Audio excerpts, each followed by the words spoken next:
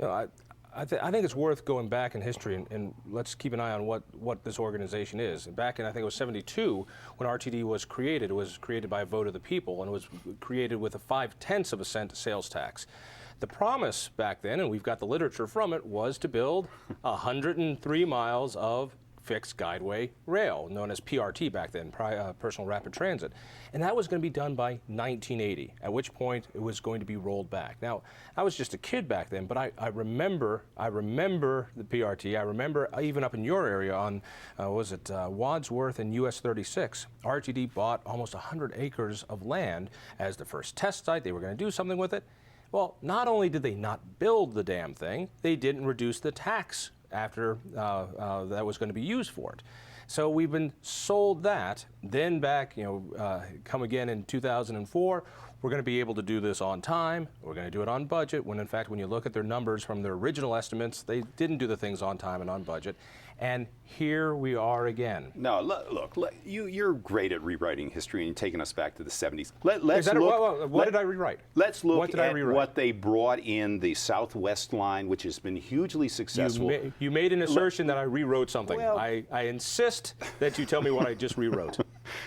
I want to pick it up in 04. No, you're saying they're over budget and not on time. T-Rex, which was the model for building a light rail line at the time they were planning Fastracks. Right. They were doing it right then in 03, 04.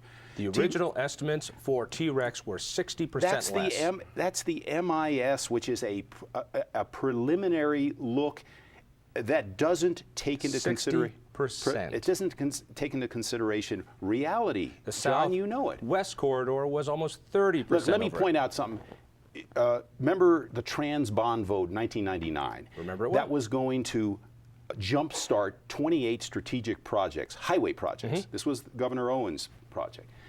And I think they sold about $1 billion, $1.2 billion in highway bonds, of which the majority of it went for the highway side of T-Rex, I think about $800 million. Right.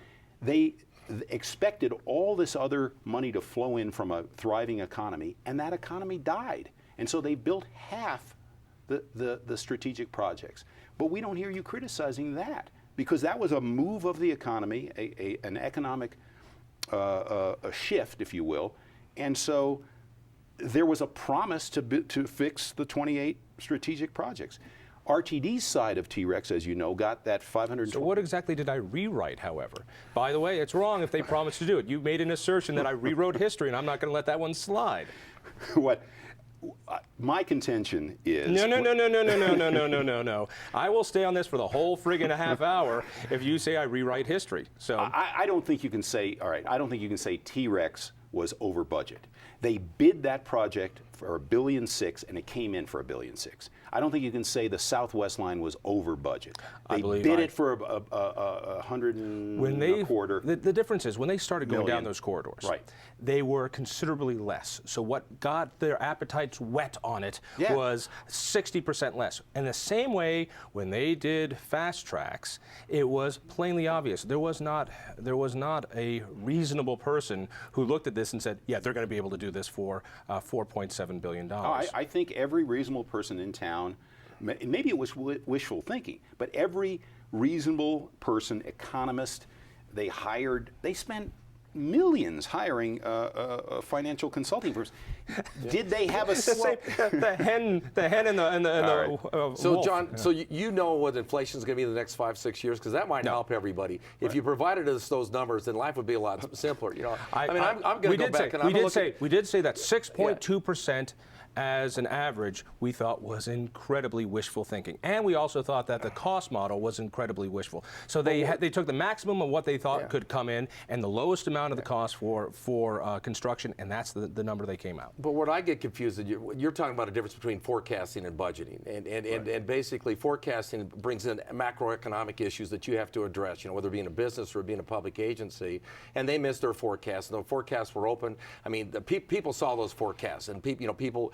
That's what they voted for. They voted in favor of, based on transparent forecasts. And the question right now is, what is the forecast going forward, and what do we do next? I mean, you're talking about wanting a refund of the taxes. I don't think that's what the public support. Let's go back, and hopefully see if I wrote this history right as well. One of the things that they advertised was, hey, Caldara, if we don't do this right, we're writing Fastracks in such a way that if you want to, the same way we went to the ballot to ask for this tax increase, you can go back and ask for it to be rescinded. Am I rewriting that? No, I think that with the original vote. With the original vote. Yeah, that's right. Yeah, so that one of the options that I don't hear the Metro mayors talking about, and I see three options. Yeah. One, we reward the incompetence that has happened here. Two, we do what politicians hate to do, which is to make priorities and say, we're going to do this line first, and then this line, and then this line. And I think most politicians are scared to friggin' death of that. Or three, we say, you know what? Let's go back to the drawing board.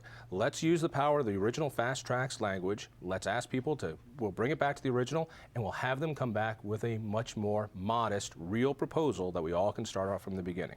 Are those three options being talked about at the Metro Mayors? All three options being talked about. I mean, I hear no one talking about the third option of lowering the tax rate. Of lowering the tax rate, Yeah. I guess no, we're not talking about lowering the tax rate. Even though that, only you. Even though that was, again, history is important here. Yeah. Even though in 2004 that was sold to us, if this doesn't work out, John, you can always You're go the back. man to start that campaign. All right. But there is no movement out there. The mayors want their lines. They don't want to. And to me, the alternative that has been kicked around, has been reported by Jeff in the paper, is going to the voters for a tax increase, because to a great extent, and maybe because I'm now a politician and not a business person, we're sitting here with the reality. The reality is that new revenues need to be introduced in the system to build it as designed by 2017, and yet we see publicly, through polling or whatever, that Fastracks remains very popular in the public. So let the public have a choice whether they're willing to fund it. Are they willing to fund it to have it done by 2017? Are they willing to support a tax increase? Let them make the decision. And then if they make the decision not to fund it, then we have to look at the other alternatives. Let me ask you about that, because I hear that a lot, and it's don't take this the wrong way, but it's what I consider to be the Pontius Pilate approach of, we're going to wash our hands, we'll just ask the people, we'll ask the masses what they like. When it comes to politics, it seems as though we only ask the people if they want to pay more. We very rarely ask them if they want to rescind a tax increase. Well, I don't disagree, but Tabor, we all have to deal with reality. Tabor requires you to go to the voters for a tax increase, right. And so yeah, we do. We're required by statute or by the Colorado Constitution to go to the voters for a tax increase. But elected bodies can also ask voters if they want to rescind something. I guess here are my questions. I understand your point. Yeah. I agree. The image of Fastracks is still very popular. People like their trolley cars. There's no question about it. People like it. It feels good. Do you ride transit when you're in Washington, D.C.? I do. In fact, do you I ride transit when you're in New York City? Absolutely. Do you think the investments were made 100? I mean, I guess I'm just in awe of that. When I was just at the, I was at the National League of Cities. And by the way, I ride transit here. One of the reasons I ran on the board is my wife rode it every day. I rode it almost every other day to downtown Denver. Trust me, I support transit, the right transit for the right system.